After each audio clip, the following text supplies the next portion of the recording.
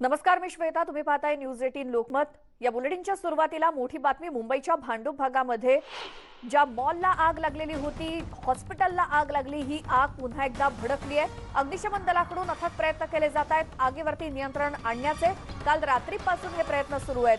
आग रुग्णालयामध्ये सुरू झाली नाही, तर सनराइज रुग्णालयाने केलेला हा दावा, पहिल्या मजल्यावरती आधी आग लागली असा दावा सनराइज रुग्णालयाकडून करण्यात आलाय. यामध्ये 2 जणांचा मृत्यू झाला नसल्याचाही दावा या हॉस्पिटलकडून केला जातोय. 2 कोविड रुग्णांचा आधीच मृत्यू झाला होता. या दोघांचे मृतदेह वेळेत बाहेर काढले असं रुग्णालयाकडून सांगितलं जातंय. मात्र माजी खासदार किरीट सोमय्या यांनी हे सगळे दावे फेटाळून लावलेत. दावे करणाऱ्यांवरती गुन्हे दाखल करा अशी मागणी माजी खासदार किरीट सोमय्या यांनी केली आहे.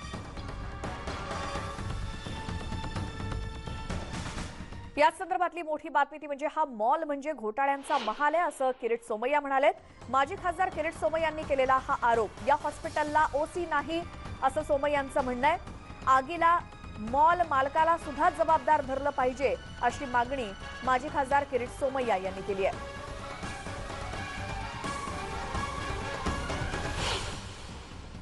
आता ते दिवाण राकेश वाधवान त्यांना आपल्या मुलीसाठी हॉस्पिटल बांधायचं होतं, म्हणून त्यांनी नंतर एडिशनल प्लान सबमिट करून बांधून घेतलं. हा मॉल म्हणजे घोटाळाचा महल आहे आणि त्याला प्रोटेक्शन यासाठी मिळालं की त्यांनी पवार हायस्कूल, शरद पवारांच्या ट्रस्टला एक हॉस्पिटल स्कूल बांधून देऊन टाकलं, म्हणून इज प्रोटेक्टेड. मला तर कळत नाही, मुंबई महापालिकेच्या अधिकाऱ्यांना जाब विचारलं पाहिजे. ज्या हॉस्पिटलला ओसी नाही, इंटरनल सिस्टम कॉलॅप्स आहेत, इलेक्ट्रिक पॉवर चोरून वापरला जातो, तिथे तुम्ही कोविड सेंटर, कोविड आयसीयू, आज झालं काय, जे मरतात ना आयसीयू मध्ये काही सिस्टम नसल्यामुळे हे जे मृत पावतात त्या आयसीयू मध्ये गुदमरल्यामुळे मृत्यू पावतात. इमर्जन्सी एक्झिस्ट नाही. It is a criminal negligence of Mumbai महापालिका आणि ते गुदमरल्यामुळे होत आहे. म्हणून ते जो हॉस्पिटलचा ऑफिसर किंवा महापालिकेचा ऑफिसर हे सांगत असेल ना, पहिलं त्याला जेलमध्ये बंद केला पाहिजे. तर घटनास्थळावरून आपण सकाळपासूनच सगळे अपडेट घेतोय, माहिती घेतोय आणि आताही आमच्या प्रतिनिधी प्रणाली कापसे थेट घटनास्थळावरून आपल्या सोबत आहेत. प्रणाली, कालपासून आपण याचा आढावा घेतोय, त्या ठिकाणी काय काय नेमकं सुरू आहे, मात्र आत्ताचे ताजे अपडेट्स काय आहेत? या मॉलमध्ये खरं तर काल रात्री 11:30 वाजता आग लागलेली होती आणि तेव्हापासून इथे आग विझवण्याचं काम सुरू आहे. पण आपण पाहतोय की ठिकठिकाणी सकाळी सुद्धा 7:30-8च्या सुमारास पुन्हा एकदा आग भडकली होती. आता सुद्धा आपण पाहतोय पुन्हा एकदा आग भडकली आहे. त्यामुळे अग्निशमन दलाचे अधिकारी पुन्हा एकदा आतमध्ये जाण्याचा प्रयत्न करतात. मुख्य म्हणजे हा मॉल पूर्णपणे बंदिस्त असल्यामुळे आतमधली जी आग आहे तिला बाहेर पडण्याला मार्ग मिळत नाही. अशा वेळेला काचांची ही इमारत असल्यामुळे सगळी आग जी आहे ती काच फोडून बाहेर निघते आणि अचानक स्फोट होतो. त्यामुळे आता आपण पाहतो इथे काच तोडण्याचं काम चालू आहे. या ठिकठिकाणी म्हणजे जी आतमधली उष्णता आहे ती बाहेर जर पडली नाही तर आग अजून भडकू शकते. म्हणून आतमधल्या उष्णतेला बाहेर काढण्यासाठी आता या काचा ज्या त्या तोडल्या जात आहेत. अनेक गोष्टी या मॉलच्या बाबतीमध्ये पुढे येत आहेत. एक म्हणजे हा मॉल आता पूर्णपणे अनधिकृत होता अशा पद्धतीची माहिती जी आहे ती काही लोकप्रतिनिधी जे आहेत ते आपल्याला देताना दिसत आहेत. या संपूर्ण परिसरामध्ये अनेक हॉस्पिटल आहेत ज्यांना अनधिकृतपणे परवानगी देण्यात आलेली असा आरोप मनसेचे जे माजी इथले नगरसेवक आहेत ते सगळे करताना आपल्याला दिसत आहेत. वैष्णवी आहेत, त्याचबरोबर अनिशा जी आहेत आणि रुपेश सुद्धा आहेत. रुपेश हे मनसेचे माजी नगरसेवक आहेत या परिसरातले. रुपेश, मला सांगा की या परिसरामध्ये असे किती हॉस्पिटल आहेत जे अनधिकृतपणे चालवले जात आहेत? मॅडम, इथे खूप हॉस्पिटल आहेत आणि बहुतेक जण तर सत्ताधारी त्याच्यात भागीदार पण आहेत, असे हॉस्पिटल आहेत. त्याच्यामुळे मी तरी माझ्या ह्यांनी सांगतो की माझ्या मते दर 5 खोल्यांमागे एक हॉस्पिटल असेल अनधिकृत. अशी परिस्थिती इकडे भांडूपमध्ये आहे. म्हणजे खाली राहतात आणि वरती हॉस्पिटल आणि त्या एका 3 बेडमध्ये 1 ICU आणि 2 रेग्युलर, अशी परिस्थिती इकडे आहे. 5 बेडचं हॉस्पिटल? हो, 5 बेडचं हॉस्पिटल, 10 बेडचं, आणि त्याच्यामध्ये पण कोरोना पेशंट घेतात इथे. एकूणच हा जो सगळा भोंगळ कारभार चाललाय याच्याबद्दल तुम्ही लोकांनी आवाज नाही उठवला? बऱ्याच वेळा ह्या संदर्भात आवाज उठवलेला आहे. हे एमओएच तर आमचा फोन नाही, कोविड काळामध्ये तर एमओएचने एवढं हैराण केलं की फोन केला की आम्हाला सांगायचं आमच्यावरती जबाबदारी, आमच्यावरती म्हणजे जबाबदारी हटकण्याचं काम फार महापालिका प्रशासन करत आहे. इथे महानगरपालिका प्रशासनाचा एवढा मोठा भूखंड आपण ताब्यात घेतलेला आहे, हॉस्पिटलसाठी ठेवलेलं आहे आरक्षित, पण गेले 13 वर्ष नुसतं कन्सल्टंट नेमलंय हेच उत्तर येतं, कुठचंही प्रशासनाकडनं उत्तर आलेलं नाहीये. भांडूपमधले अनधिकृत हॉस्पिटल अशा पद्धतीने चालत राहावे म्हणून हे सगळं केलं जातं. याच्यावरती आम्ही वारंवार आवाज उठवलेला आहे आणि इथे जे हॉस्पिटल बनवलं गेलं आहे हे जवळजवळ 4 वर्षापासून रेडी होतं. त्याला ओसी मिळालेली नाही आहे. त्याचं उद्घाटन AMCने केलं आहे. सगळे ना त्यांना प्रकार माहिती असून सुद्धा महानगरपालिकेच्या अधिकाऱ्यांनी याचं उद्घाटन केलं आहे. म्हणजे कुठे पाणी मरते हे तुम्ही नक्की समजू शकता. स्वतः महापौर आणि हे झाल्यानंतर महापौर म्हणतात की इथे परमिशन कशी काय मिळाली. हाही प्रश्न आहे की तुमचेच अधिकारी येऊन इथे उद्घाटन करतायत. भांडूपमध्ये खूप मोठ्या प्रमाणावर सातत्यानं अनधिकृत बांधकामाच्या तर तक्रारी येतच होत्या, परंतु आता अनधिकृत हॉस्पिटलच्या पण तक्रारी येत नाही. हो, वरचेवर येत आहेत आणि अगदी ताईंनी म्हटल्याप्रमाणे अगदी 1+1 आपल्या इथे हॉस्पिटल बनवली जातात. वरच्या माळ्यावरती 5 बेड टाकले की ते हॉस्पिटल झालं आणि त्याला परमिशनही सहजासहजी मिळून जाते. याच्यामध्ये सत्ताधाऱ्यांची पण हॉस्पिटल्स इथे आहेत पार्टनरशिपमध्ये. आणि अशा वेळेला जेव्हा आम्ही आवाज उठवला जातोय, MOHकडे तक्रार केली जाते, तर नाही गरज, कोविडच्या काळामध्ये ही गरज होती म्हणून आम्ही उभारलं गेलं. गरज असेल परंतु तिथे कुठले नॉर्म्स पण असतील ना. काही वर्षांपूर्वी इथे नर्सिंग हॉस्पिटलचं असंच एक अग्नितांडव घडलेलं होतं. त्यावेळेला नर्सिंग होम पडलं होतं. हो, म्हणजे त्या संदर्भात पण महापालिका प्रशासन तेव्हा पण जबाबदार होती आणि आज महापालिकेच्या प्रशासनाच्या अधिकाऱ्यांच्या ह्या हलगर्जीपणामुळे हे सगळी परिस्थिती ते अवलंबले. नक्की आपण पाहतोय की भांडूप परिसरामध्ये अनधिकृत बांधकाम केली जातात. हे सातत्यानं पुढे येतच होतं, परंतु इतकं आलिशान अनधिकृत बांधकाम सुद्धा आपण पाहतोय. जिथं मॉलमध्ये हॉस्पिटल चालवलं जातं हे वारंवार तक्रारी करून महापालिका त्याकडे दुर्लक्ष करते असं सातत्यानं आरोप केले जात आहेत. आणि आता तर मात्र तिथे इतकी मोठी अग्निकांड घडलेलं आहे आणि त्याच्यामध्ये आतापर्यंत जवळपास 3 जणांचा मृत्यू झाला आहे. अजून 6 ते 7 जण आतमध्ये अडकले असल्याची माहिती आतापर्यंत अजूनही मिळते आहेत. त्यांची परिस्थिती कठीण किंवा त्यांची परिस्थिती गंभीर आहे असं सुद्धा कळतं आणि त्यामुळे एकूणच या परिसरामध्ये आपण पाहतोय की एकूणच भांडूप परिसरामध्ये आरोग्य यंत्रणा कशा पद्धतीनं ढिलाईनं काम करते आणि त्याच्यामध्ये आपण पाहतोय लोकांचा आता जीव जायला लागला. बरोबर प्रणाली, आणि ही आग पूर्णपणे आटोक्यात येण्यासाठी आणखी किती काळ लागू शकतो? अग्निशमन दलाचे अधिकारी काय सांगतायत? आणि ज्या हॉस्पिटलनं जसा दावा केलाय की त्या 2 डेड बॉडीज या कोरोनामुळे मृत्यू पावलेल्या होत्या आणि त्यांच्या त्या डेड बॉडीज होत्या, तर त्या संदर्भात काय माहिती मिळते? आणखी एकाचा जो मृत्यू झालाय तो नेमका कशामुळे झालाय? जी आतापर्यंत माहिती मिळते आहे, पोलीस अधिकारी जे ऑफ रेकॉर्ड माहिती देतात ती माहिती आणि या हॉस्पिटलनं दिलेली माहिती याच्यामध्ये जमीन आसमानचा फरक आहे. जी पोलिसांकडनं ऑफ रेकॉर्ड माहिती मिळाली त्यानुसार जेव्हा त्यांनी या 3 व्यक्तींना बाहेर काढलं होतं त्यावेळेला त्या तिघांमध्ये हालचाल होती, परंतु हॉस्पिटल प्रशासनानं मात्र परिपत्रक काढून सांगितलेलं आहे की 2 व्यक्तींचा आधीच कोविडमुळे मृत्यू झाला होता आणि आम्ही त्यांचे शव बाहेर काढलेले आहेत.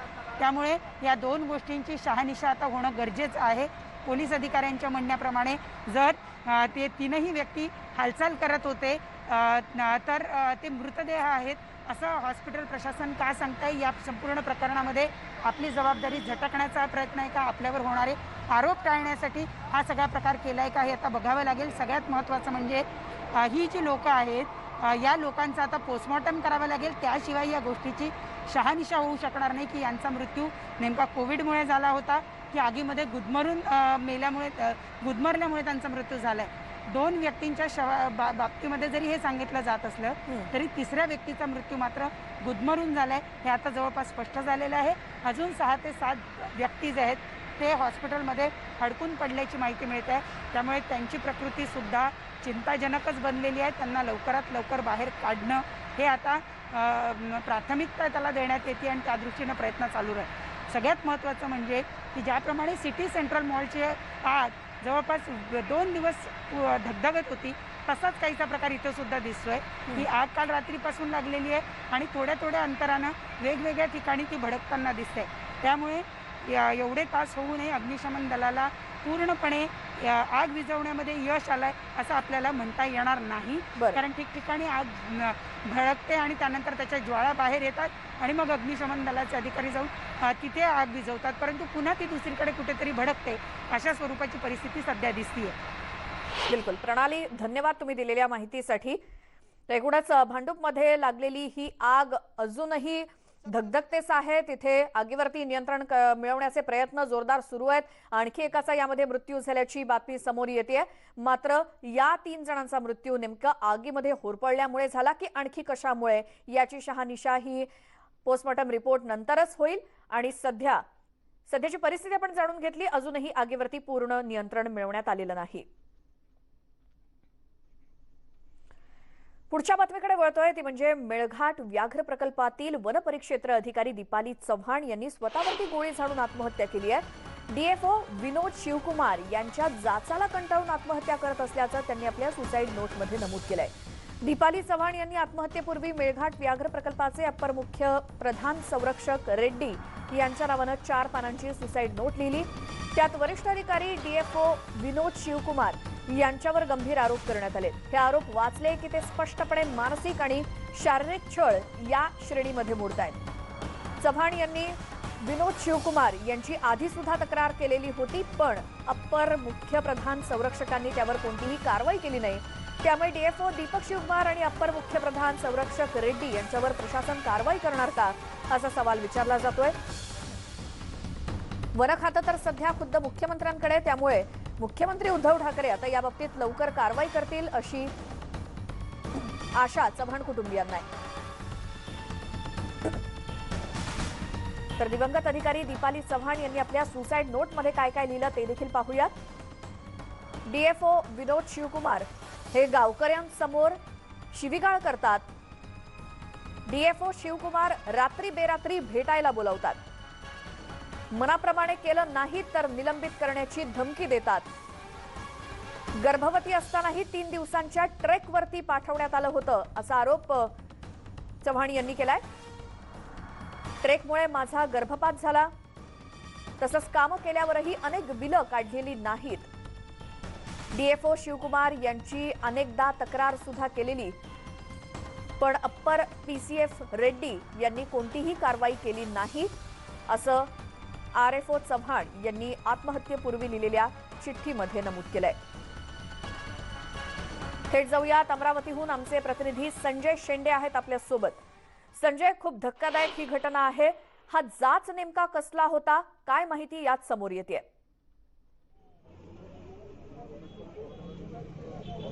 निश्चितच ही अतिशय गंभीर घटना आहे. कारण 28 वर्षाची एक महिला अधिकारी अमरावती जिल्ह्यातील मेळघाटात कार्यरत आहे. आरएफ दर्जाची अधिकारी ती आत्महत्या करते ही निश्चितच समाजाला प्रभावशील करणारी घटना आहे. आणि या आत्महत्येनंतर आता एकूणच अमरावती जिल्ह्यातच नाही तर सर्व वन विभागात नजर लागलेली आहे. आणि दीपालीच्या घरचा जो आक्रोश आहे तो खरं तर पाहण्यासारखा आहे. कारण ही अमरावतीच्या त्यांना आता दीपालीचा मृतदेह होतो आहे तो अमरावतीच्या या जिल्हा सामान्य रुग्णालयात आणला झालेला आहे. आपल्याला या ठिकाणी सर्व वन विभागातील अधिकारी. तुमचा आवाज नीट पोहोचत नाहीये. मात्र सध्या जी एक धक्कादायक बातमी पाहतोय, मेळघाटामध्ये वन अधिकारी असलेल्या दीपाली चव्हाण यांनी आत्महत्या केली आहे.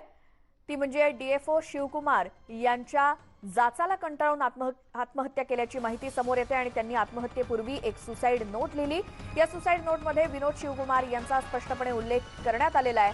डीएफओ विनोद शिवकुमार यांचा जाच आणि याच जाचाला कंटाळून आत्महत्या करत असल्याचं नमूद केलंय.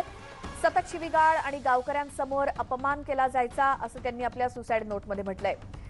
3 महिन्यांची किंवा गर्भवती असताना 3 महिन्यांच्या ट्रेकवरती पाठवण्यात आलं होतं, त्यामुळे गर्भपात झाला असा देखील आरोप आरएफओ दीपाली चव्हाण यांनी केलाय. सुसाईड नोटमध्ये विनोद शिवकुमारचा उल्लेख करण्यात आलेला आहे. त्यामुळे आता त्यांच्यावरती काय कारवाई होते, वन खातं मुख्यमंत्र्यांकडे आहे आणि आता मुख्यमंत्री या संदर्भात काय कारवाई करतात बघावं लागेल. दिवंगत अधिकारी दीपाली चव्हाण यांनी सुसाईड नोटमध्ये ज्या काही गोष्टी लिहिल्या त्यामध्ये डीएफओ शिवकुमार रात्री बेरात्री भेटायला सुद्धा बोलवायचे, त्यांच्या मनाप्रमाणे काही झालं नाही तर निलंबित करण्याची धमकी द्यायचे अशा प्रकारचे मुद्दे लिहून ठेवलेत. थेट जाऊयात, पुन्हा आमचे प्रतिनिधी संजय शेंडे आहेत आपल्यासोबत. संजय, बोला.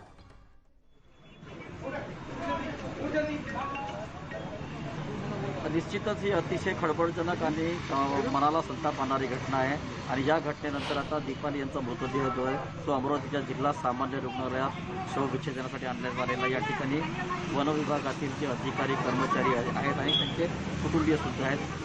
नेमकं वनविभागातील काही अधिकारी कुटुंबियाची काय मागणी आपण जाणून घेऊ. मला सांगा, दीपालीचा मृत्यू झाला की आत्महत्या संघटनेची काय नेमकी मागणी आहे? बघा, आजचं झालेली घटना आहे खूप आमच्याकरता दुःखदायक आहे. आमच्या मॅडम ह्या वन प्रशासनाच्या ब्रिटिश विचारसरणीच्या बळी पडलेल्या आहे आणि आमच्या मेळघाट व्याघ्र प्रकल्पामध्ये कार्यरत असणाऱ्या ज्या महिला कर्मचारी अधिकारी आहे ह्या असुरक्षित असल्याबाबत मी मागच्या वर्षीच महिला व बालकल्याण मंत्रालयाकडे तक्रार केली होती. त्यांनी कलेक्टरला याचे चौकशीचे आदेशसुद्धा दिले होते. मात्र त्यावर कोणतीही सकारात्मक चौकशी न झाल्यामुळे प्रकरण झालेलं आहे आणि आता वन प्रशासन आणखी किती महिला कर्मचाऱ्यांच्या आत्महत्येची वाट बघत आहे. आमची महाराष्ट्र वनरक्षक वनपाल संघटनेची एकच मागणी आहे की याला कारणीभूत असलेले मेन जे सूत्रधार आहे याच्या मागचे हे आहे फील्ड डायरेक्टर रेड्डी आणि DCF शिवकुमार, ह्या दोघांना शासन सेवेतून कमी करणे एवढीच आमची मागणी आहे आणि जोपर्यंत यांना कमी केलं जात नाही तोपर्यंत आम्ही मृतदेह ताब्यात घेणार नाही. निश्चितच आपण पाहू शकतो की या ठिकाणी जे कर्मचारी संतप्त झाले आहेत, त्यांचे नातेवाईक सुद्धा आहे आणि या ठिकाणी जोपर्यंत शिवकुमार यांच्यावर कारवाई होत नाही, सोबतच दीपाली चव्हाण यांच्या आत्महत्येला शिवकुमार एवढे जबाबदार आहेत, तेवढेच या ठिकाणचे फील्ड डायरेक्टर जे रेड्डी ते सुद्धा जबाबदार आहे. कारण रेड्डी यांच्याकडे गेल्या अनेक वर्षापासून गेल्या 1 ते 1.5 वर्षापासून शिवकुमारच्या तक्रार करणं सुरू होतं.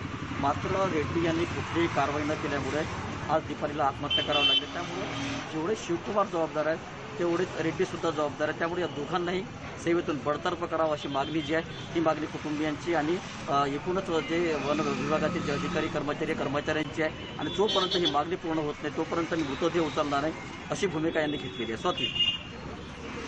संजय, धन्यवाद तुम्ही दिलेल्या सविस्तर माहितीसाठी.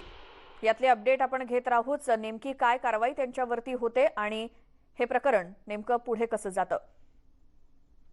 आता आणखी एक महत्त्वाची बातमी. पंतप्रधान नरेंद्र मोदी हे बांगलादेश दौऱ्यावरती आहेत. 2 दिवसांचा त्यांचा दौरा आणि नवी दिल्लीतून त्यांनी प्रयाण केलं आणि आता बांगलादेशच्या ढाकामध्ये पंतप्रधान नरेंद्र मोदी दाखल झालेले आहेत. संपूर्ण कोरोना काळामध्ये कोणताही प्रदेश दौरा पंतप्रधानांनी केलेला नव्हता. मात्र बांगलादेश सुवर्ण महोत्सवाच्या निमित्तानं पंतप्रधान नरेंद्र मोदी हे बांगलादेशमध्ये गेले. 2 दिवसांचा त्यांचा हा परदेश दौरा आहे. कोरोना काळामध्ये हा पहिलाच त्यांचा परदेश दौरा आहे आणि आता बांगलादेशची राजधानी ढाकामध्ये पंतप्रधान नरेंद्र मोदी पोहोचलेले आहेत. ढाकामध्ये त्यांना गार्ड ऑफ ऑनर दिला जाईल, त्यांचं स्वागत होईल आणि त्यानंतर पुढील कार्यक्रमासाठी ते रवाना होतील. नवी दिल्लीच्या विमानतळावरून ते रवाना झालेत. कोरोना काळातला मोदींचा पहिला दौरा बांगलादेशचा. 2 दिवसांचा हा दौरा आहे. बांगलादेश स्थापनेचा सुवर्ण महोत्सव आणि त्या निमित्तानं त्या कार्यक्रमात सहभागी होण्यासाठी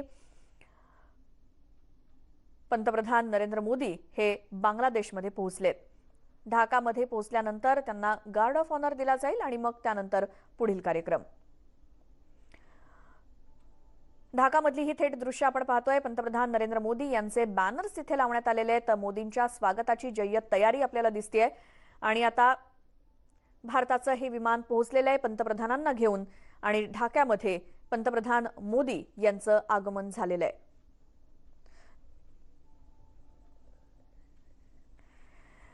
थेट जाऊयात. आमचे प्रतिनिधी अमेय सुंभळे आहेत आपल्यासोबत फोन लाईनवरती. अमेय, संपूर्ण कोरोना काळात 1.5 वर्षातला हा पहिलाच परदेश दौरा आहे मोदींचा. काय त्याचं वैशिष्ट्य? हो श्वेता, आपण सगळं पाहिलं तर बांगलादेश हा आपल्या सर्व शेजारच्या देशांमध्ये हा एकमेव म्हणजे तसा तुलनेने भक्कम आणि आपला खरा मित्र हा एकच देश आहे. दुसरी गोष्ट म्हणजे गेल्या वर्षी कोरोना काळ सुरू होण्याच्या आधी CAA आणि NRC याच्यावर आपल्या देशात जो वाद झाला त्याचा एक साईड इफेक्ट जो असा झाला की अनेक नेत्यांनी बांगलादेशबद्दल नको ती विधानं केली की बांगलादेशमधनं ट्रक भरभरून लोक इथे येतात, बांगलादेशमध्ये खायचे फाके पडलेत म्हणून ते इथे येतात, मग इथे येऊन ते भीक मागतात, काय विधानं केली. तसं अजिबात काही नाही आहे. कारण जरी काही वर्षापूर्वी बांगलादेशमधनं खूप सारे लोंढे येत असले पण तो आता भूतकाळ झाला.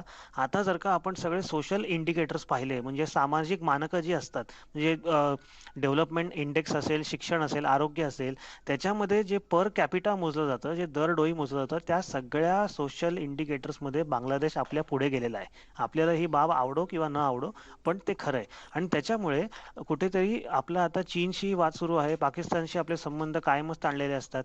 त्याच्यामध्ये बांगलादेशला खूप वेळ नाराज ठेवता आपल्याला येणार नाही, ते आपल्याला परवडणार नाही. कारण बांगलादेशला चुचकारण्याचा, त्यांना आपल्यापेक्षा अधिक काय काय पॅकेज द्यायचा प्रयत्न हा चीन पण करत असतो. कारण जर का दक्षिण मध्य समुद्र आणि त्याच्यावरचा सगळा वाद बघितला तर बांगलादेशचं जे लोकेशन आहे, ते त्यांचे जे जिओ पॉलिटिक्स आहे, त्या दृष्टीने बांगलादेश आपल्यासाठी खूप महत्त्वाचा मित्र आहे, महत्त्वाचा देश आहे. तो आपला शेजारी राष्ट्र आहे. बांगलादेश, आसाम, पश्चिम बंगाल, आसाम, त्रिपुरा ह्या सगळ्या राज्यांची बॉर्डर ही बांगलादेश बरोबर शेअर होते. आणि आता जर का आपण आत्ताचं निमित्त जर का आपण पाहिलं तर बांगलादेशचे जे जनक आहेत, जे संस्थापक आहेत, बांगाबंधू शेख मुजीबुर रहमान यांची सध्या 100वी जन्मशताब्दी आहे. आणि बांगलादेश हा 1971च्या डिसेंबरमध्ये स्थापन झाला होता. म्हणजे हे बांगलादेशचं सुवर्ण महोत्सवी वर्ष आहे. ही जे आहे ते 2 निमित्त सध्या आहेत आणि त्या सेलिब्रेशन्समध्ये भाग घेण्यासाठी पंतप्रधान तिथे गेलेले आहेत. ज्या घरामध्ये, ज्या ठिकाणी शेख मुजीबुर रहमान आणि त्यांच्या संपूर्ण कुटुंबाची कत्तल झाली होती, त्या घरालाही मोदी भेट देणार आहेत. त्या दिवशी काय झालं ह्याची माहिती मोदींना दिली जाईल. म्हणजे सुदैवाने आपण म्हणूया की तेव्हा शेख हसीना या बचावल्या होत्या, कारण ते दुसऱ्या ठिकाणी होत्या आणि आपल्या एका भारतीय अधिकाऱ्यांनीच त्यांना जाऊन सूचित केलं होतं, ज्याच्यामुळे त्या वाचल्या. आणि काळाची पावलं अशी की त्या आज त्या देशाच्या पंतप्रधान आहेत. बांगलादेशबद्दल दुसरी एक महत्त्वाची गोष्ट सांगायची झाली म्हणजे बांगलादेश हा मुस्लिम बहुल देश असला तरी तो इस्लामिक रिपब्लिक असा देश नाही. बांगलादेश हा सेक्युलर देश आहे. बांगलादेशची स्वतःची राज्यघटना आहे. आणि बांगलादेश सध्या म्हणजे जर का बांगलादेशच्या आकाराचे आणि एकंदर दक्षिण आशियामधले देश पाहिले तर बांगलादेश हा झपाट्याने प्रगती करतोय. ह्या सगळ्या कारणांमुळे मोदींचा हा दौरा खूप महत्त्वाचा आहे. अगदी बरोबर अमेय. आणि हीच आपण ढाकातली दृश्य पाहतोय. तिथे पंतप्रधान मोदींचं आगमन झालंय आणि जिथे तिथे आपल्याला मोदींची पोस्टर्स लागलेली दिसतायत. स्वागतासाठी सगळेजण सज्ज आहेत. आणि या 2 दिवसांच्या दौऱ्यामध्ये काय नेमका कार्यक्रम असणार आहे मोदींचा, याची काही माहिती मिळते का अमेय? मोदींचा आपण जर का पाहिलं तर म्हणजे पंतप्रधानांचा दौरा हा म्हणजे बऱ्यापैकी फुल पॅक्ड असतो. ह्याच्यामध्ये जर का आपण पाहिलं तर जगातलं सर्वात जुनं कालीमाता मंदिर हे बांगलादेशमध्ये आहे. 51 शक्तिपीठांपैकी ते एक मानलं जातं. जेशोरेश्वरी काली मंदिर असं त्याचं नाव आहे. तिकडे पंतप्रधान जाणार आहेत. ते श्यामनगरच्या ईश्वरीपुरी भागामध्ये आहे. आणि खूप वर्षापासून असं म्हटलं जातं की पंतप्रधान मोदी हे वैयक्तिकरित्या स्वतः काली मातेचे भक्त आहेत. त्याच्यामुळे ते त्या मंदिराला भेट देतील आणि त्या पूर्ण भागामध्ये प्रचंड उत्साह आहे. कारण पहिल्यांदाच भारताचा पंतप्रधान 51 शक्तिपीठांपैकी एक असलेल्या या काली माता मंदिराला भेट देणार आहे. त्याच्यानंतर मोदी, जसं आत्ताच आपण म्हटलं की मुजीबुर रहमान यांच्या त्या ऐतिहासिक घरात जातील जिथे मुजीबुर रहमान यांची कत्तल झाली होती. त्याच्यानंतर त्यांचे शेख हसीना यांच्याबरोबर द्विपक्षीय बैठक होईल. त्याच्यामध्ये चर्चा होईल आणि निर्विवादपणे ह्याच्यामध्ये चीन आणि मग दुसऱ्या स्थानाला पाकिस्तान ह्याच्यावर चर्चा होईल. कारण आपण जर का पाहिलं तर चीन हा काही फक्त भारतालाच त्रास देतो अशातला भाग नाही. चीन हा मोठा उपद्रवी देश आहे. आणि दक्षिण आशिया असो किंवा संपूर्ण आशिया असो, चीनचे जे 16 शेजारी राष्ट्र आहेत त्यापैकी एक पाकिस्तान सोडला, कारण पाकिस्तान तर हा चीन धार्जिणा आहे आणि चीनकडून पाकिस्तानला अनेक वेळा मदतही दिली जाते. त्याच्यामुळे चीनची दुश्मनी घेण्याची पाकिस्तानमध्ये हिंमत नाही. पण पाकिस्तान सोडला तर अन्य सगळ्या राष्ट्रांशी चीनचे कधी ना कधी वाद, भांडणं ही झालेली आहेत. सो एका अर्थाने जर का बघितलं तर बांगलादेश आणि भारत हे चीनग्रस्त देश म्हटलं तरी वावगं ठरणार नाही. त्याच्यामुळे चीनचा जो हा उपद्रवी एकंदर स्वभाव आहे त्याचा सामना कसा करायचा ह्याच्याबद्दलही आपले पंतप्रधान मोदी आणि बांगलादेशच्या पंतप्रधान शेख हसीना यांच्यामध्ये महत्त्वाची चर्चा होण्याची शक्यता आहे. बरोबर अमेय. आणि तेच विचारायचं होतं की आता इतक्या कोरोना काळामध्ये पंतप्रधानांनी कोणताही प्रदेश दौरा केला नाही, मात्र बांगलादेशचा दौरा त्यांनी आवर्जून केलेला आहे. त्यामागे काय नेमके उद्देश असतील? हो श्वेता, जसं तू आता म्हणालीस की आपण जर का पाहिलं तर भारताच्या 3 बाजूला समुद्र आहे. एका बाजूला जर का वायव्य दिशेला केलं तर पाकिस्तान आहे. पाकिस्तानचे आपले संबंध चांगले नाहीत. दुसरीकडे चीन आहे. चीनशी सगळा संघर्ष सुरू आहे. या सगळ्यामध्ये बांगलादेश हा असा एक देश आहे ज्याची अर्थव्यवस्था झपाट्याने सुधारत आहे, ती वाढते आहे. दुसरी गोष्ट म्हणजे तो फार इझिली किंवा फार आधी तो चीनच्या ह्याला बळी पडत नाही. बांगलादेशची एक दक्षिण आशियामध्ये स्वतंत्र ओळख आहे. दुसरं म्हणजे आसाम, नागालँड, मिझोराम किंवा मणिपूर ह्या भागात जो काही थोडाफार आता उग्रवादी किंवा आपण जे हे करतो की तिकडचे जे बंडखोर त्यांचा जो उपद्रव आहे त्याचा सामना करण्यातही आपल्याला बांगलादेश हा बऱ्यापैकी मदत करत असतो. तोही एक महत्त्वाचा मुद्दा आहे आणि तो ईशान्य भारत किंवा पूर्वी भारतासाठी महत्त्वाचा मुद्दा आहे. आपल्या मुंबई, महाराष्ट्रात त्याची फारशी चर्चा होत नसली तरीही. दुसरी गोष्ट अशी आहे की बांगलादेशशी आपले व्यापारी संबंधही खूप आहेत. कपडा असो किंवा इतर काही गोष्टी असो त्याचा बराचसा व्यापार आपला बांगलादेशशी सुरू असतो.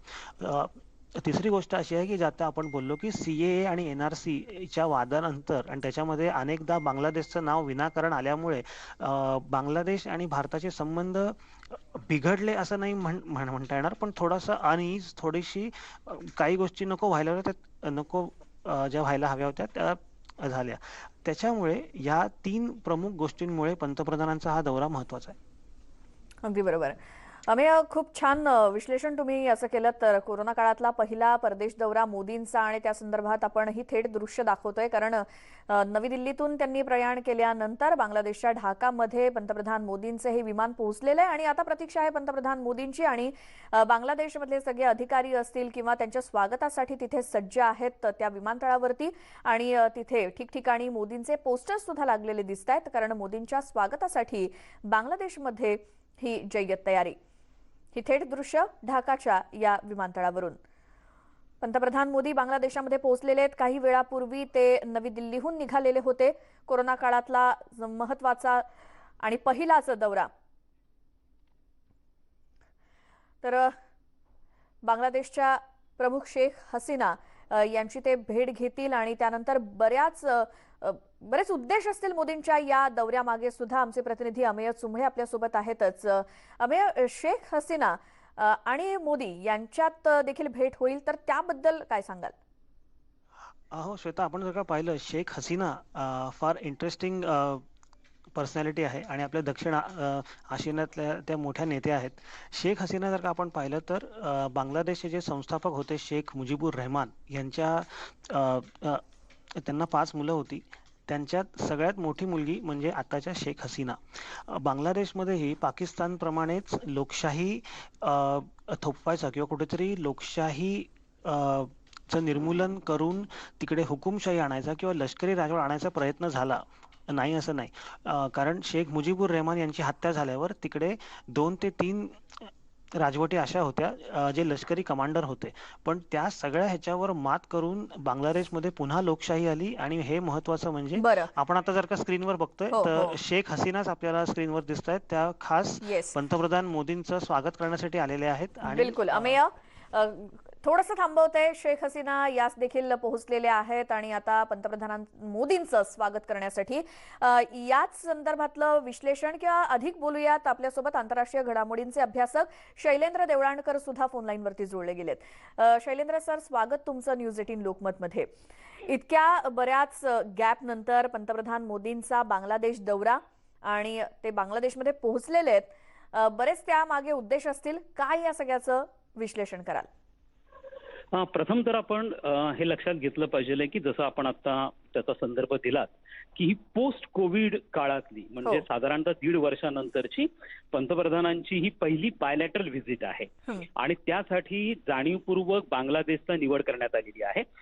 यापूर्वी पंतप्रधान मोदी हे 2015 मध्ये बांगलादेशच्या दौऱ्यावरती गेलेले होते आणि त्यावेळेला अत्यंत ऐतिहासिक अशा स्वरूपाचा लँड बॉर्डर अग्रीमेंट जो गेल्या अनेक 3 दशकांपासून प्रलंबित होता, तो लँड बॉर्डर अग्रीमेंट हा बांगलादेश बरोबर त्याच्यावर स्वाक्षरी झालेली होती. आणि त्यानंतर आता 2021 मध्ये मोदी हे तिथे गेलेले आहेत.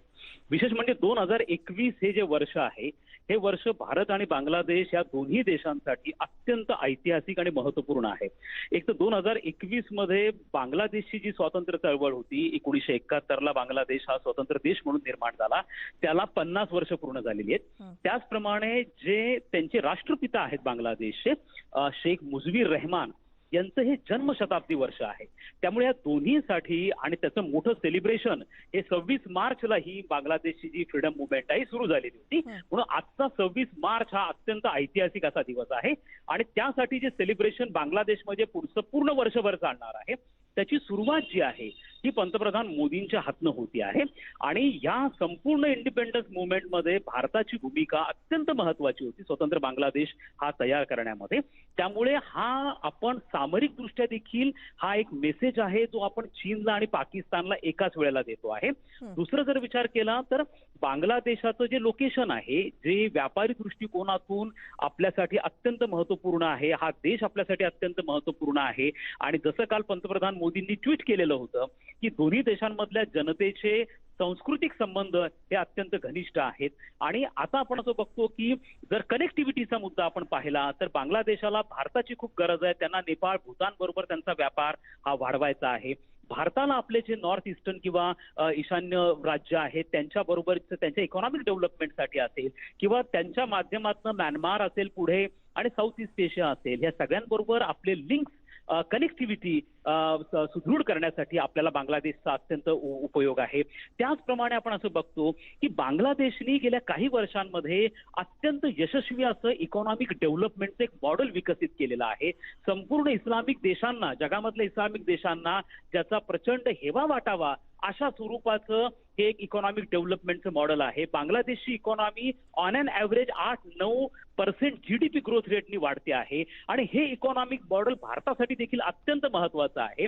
दुसरीकडे भारत हा बांगलादेश बरोबर संबंध घनिष्ठ करून पाकिस्तानला हे दाखवून देऊ इच्छितो आहे की तुमच्याकडे कट्टरतावाद वाढतो आहे तर दुसरीकडे बांगलादेशमध्ये मात्र इकॉनॉमिक डेव्हलपमेंट वाढते आणि आम्ही इकॉनॉमिक डेव्हलपमेंटच्या बरोबर आहोत. हा देखील मेसेज या माध्यमातून आपण पाकिस्तानला देतो आहोत. त्याचप्रमाणे जो आपल्या ईशान्य भारतामधल्या फुटीरतावादी संघटना आहेत, चळवळी आहेत, या अनेकदा बांगलादेशमध्ये यांचे नेते आश्रय घ्यायचे आणि तिथं त्या बऱ्याचदा अस्थिरता निर्माण करायचे. तर आपण आता या वेळेला बांगलादेश बरोबर संबंध घनिष्ठ करून त्यावर देखील कुठेतरी मात मिळवण्याचा प्रयत्न करतो आहोत. त्यामुळे बांगलादेश हा व्यापारी दृष्टिकोनातून, सामरिक दृष्टिकोनातून, सांस्कृतिक ऐतिहासिक दृष्टिकोनातून भारतासाठी अत्यंत महत्वाचा देश आहे आणि त्यामुळे भारत हा बांगलादेश बरोबर आपले संबंध घनिष्ठ करण्याच्या प्रयत्नामध्ये आहे. दुसरं असं आहे की ह्यातनं आपण चीनला पण एक संदेश देतो आहे कारण गेल्या काही वर्षांमध्ये चीन हा बांगलादेशवरती आपला प्रभाव वाढवण्याचा प्रयत्न करतोय. चीनने बांगलादेशला अणुपाणबुड्या दिलेल्या आहेत. आज अनेक चीनी सैन्य लष्करी अधिकारी बांगलादेशमध्ये बांगलादेश सैन्यांना ट्रेनिंग देत आहेत. त्यामुळे चीनचा बांगलादेशवरचा वाढता प्रभाव हा भारतासाठी नक्कीच चिंतेचा विषय आहे. तो कमी व्हावा म्हणून देखील भारताला बांगलादेश बरोबर संबंध घनिष्ठ करणं गरजेचं आहे. त्या दृष्टिकोनातून हा 2 दिवसाचा दौरा आखण्यात आलेला आहे. बिलकुल.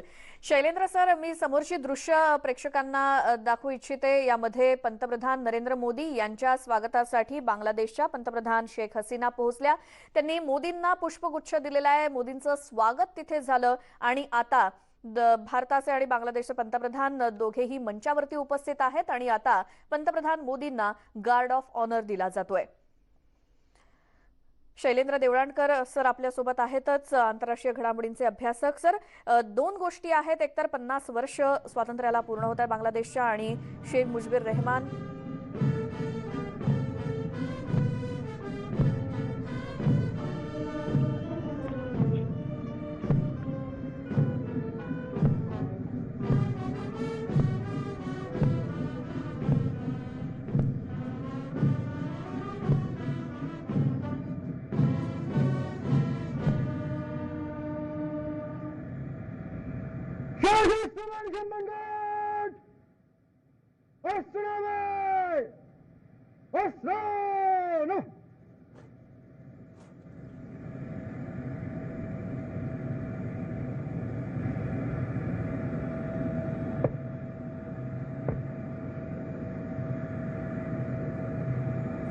Guard is ready for inspection, Your Excellency.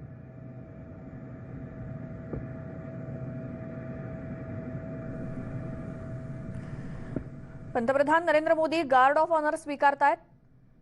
बांगलादेशच्या ढाकामध्ये 2 दिवसांच्या दौऱ्यावर पंतप्रधान नरेंद्र मोदी याच संदर्भात आपण बोलतोय. आंतरराष्ट्रीय घडामोडींचे अभ्यासक शैलेंद्र देवळाणकर सर आपल्या सोबत आहेत फोन लाईन वरती. शैलेंद्र सर, आता 50 वर्ष झाली स्वातंत्र्याला, ही एक गोष्ट. दुसरीकडे शेख मुजीबुर रहमान यांची जन्मशताब्दी. या व्यतिरिक्त आणखी काही करार, जसं तुम्ही म्हणालात की लँड बॉर्डर अग्रीमेंट जसं 2015ला झाले, तसं आता 2021च्या दौऱ्यादरम्यान काही विशेष होऊ शकतं का? संपर्क तुटलेला आहे शैलेंद्र देवळाणकर सर यांच्याशी. मात्र ही थेट दृश्य आपण बांगलादेशच्या ढाकामधून पंतप्रधान नरेंद्र मोदी यांचं स्वागत बांगलादेशच्या पंतप्रधान शेख हसीना यांनी केलंय आणि त्यानंतर आता गार्ड ऑफ ऑनर स्वीकारताना पंतप्रधान नरेंद्र मोदी.